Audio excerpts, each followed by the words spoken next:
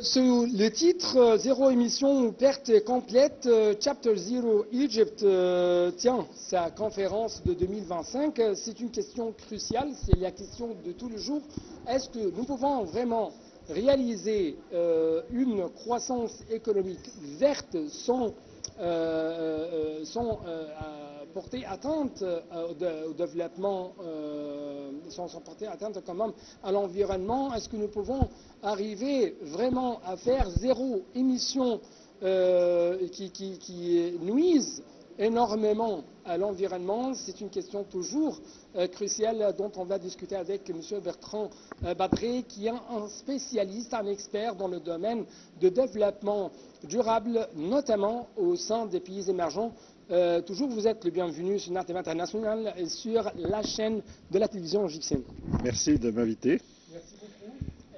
Permettez-moi de poser cette question. Comment vous avez vu ce titre? Et quand même, vous venez de donner une session très importante qui ont parlé au fait comment investir un peu plus dans le domaine de l'économie verte. Je suis venu en Égypte plusieurs fois cette année. Au mois de juin, j'ai rencontré les gens de Chapter Zero qui m'ont dit mais ça serait bien que vous veniez témoigner avec Dr Moyeldin à notre convention en mois de novembre. J'ai dit oui avec plaisir. Alors pourquoi est-ce que j'ai dit oui avec plaisir? Parce que je pense que l'Égypte, c'est un cas extrêmement intéressant.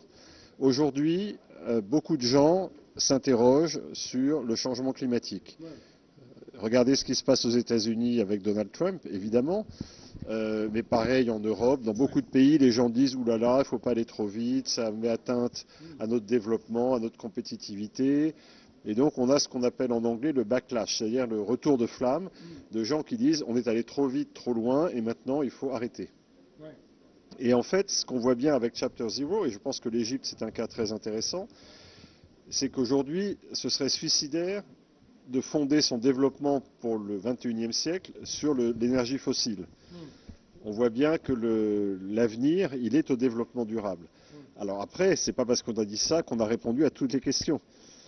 La question, c'est à quel rythme on y va, qui paye, comment on fait. Mais la direction, elle est tracée.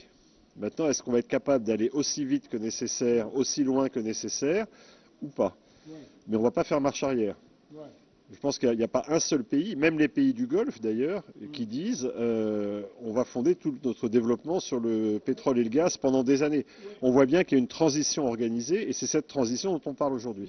En fait, c'est une équation tout à fait difficile. Comment nous ne pouvons pas faire une sorte de marche arrière alors qu'il y a toujours des exigences économiques pour doper un peu plus la croissance économique de grands pays, quand même des pays émergents.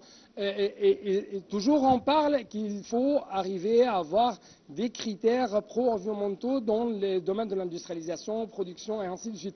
Mais ça représente vraiment une difficulté en réalité. Absolument, non, mais c'est probablement un des problèmes les plus complexes qu'on ait à résoudre. Comme je dis parfois, on doit à la fois réparer la voiture, c'est-à-dire notre économie, et en même temps réparer le garage, c'est-à-dire la manière dont fonctionne le monde.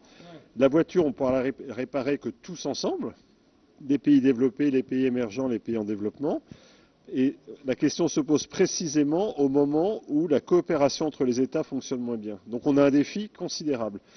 Mais ça ne veut pas dire que même si ce défi est considérable, il faut baisser les bras.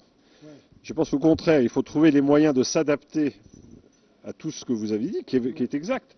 Les problématiques géopolitiques, les problématiques militaires, les problématiques de compétitivité, les problématiques de développement, tout ça, ça existe. Il ne faut pas dire comme si ça...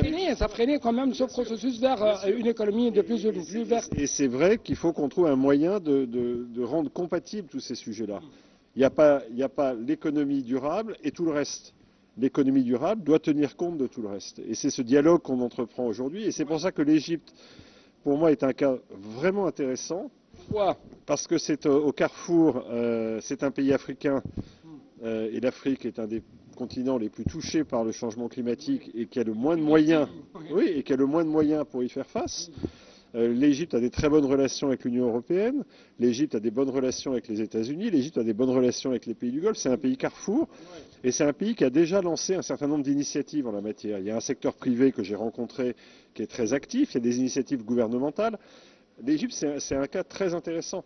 Ça fait partie de ces pays qui sont engagés dans la transition. Et je pense que si on regarde sur le continent africain, on peut identifier l'Égypte, le Kenya, le Maroc, l'Afrique du Sud, mais comme peut-être l'Indonésie ou le Vietnam, des grands pays très peuplés qui doivent se mettre sur une trajectoire durable au XXIe siècle en trouvant la bonne manière de faire. Comment vous avez vu les remarques et les interventions de la part des participants qui représentent le secteur privé aujourd'hui dans cette conférence de Chapter Zero Egypt, cette organisation non gouvernementale, et ça avec la présence des décideurs économiques, avec la présence de l'un de nos ministres du gouvernement égyptien. Donc, comment vous avez vu cette discussion, les problèmes, les interventions de la part, comme vous, un expert dans ce domaine? C'est évident que les choses ne se font pas facilement. Je veux dire, le gouvernement a ses priorités, y compris en matière de fiscalité. Il y a eu un programme du FMI, enfin, c'est pas complètement simple.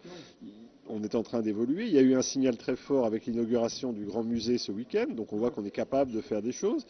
Moi, je suis très frappé par l'enthousiasme du secteur privé. Enfin, j'ai rencontré 4 ou 5 entreprises hier et aujourd'hui. Il y a plein de choses qui se passent. Le solaire, l'agriculture régénérative, la transformation de l'eau. Enfin, il y a des tas d'acteurs très très intéressants. Il y a des programmes publics. Il faut que tout ça travaille ensemble. Une des difficultés que je vois aujourd'hui, et ça pour le coup, c'est pas seulement en Égypte, hein, j'ai la même chose en France et partout dans le monde, c'est de faire travailler ensemble le secteur public, donc les autorités publiques, le gouvernement, les villes, les provinces, etc., le secteur privé et la société civile. Il y avait aussi des représentants d'ONG. Chacun a sa priorité. Le problème, c'est qu'on a raison tous ensemble. C'est pas chacun a raison dans son coin. Si on écoute cette synergie, comment nous devons arriver à cette synergie? Eh ben, en discutant comme ce soir, en discutant et en écoutant qu'est-ce que peut faire le gouvernement, qu'est-ce que peut faire le secteur privé, qu'est-ce que peuvent dire les ONG, comment est-ce qu'on peut travailler ensemble. On va arriver à une sorte de solution innovative pour résoudre ça. Moi, je crois à l'intelligence collective.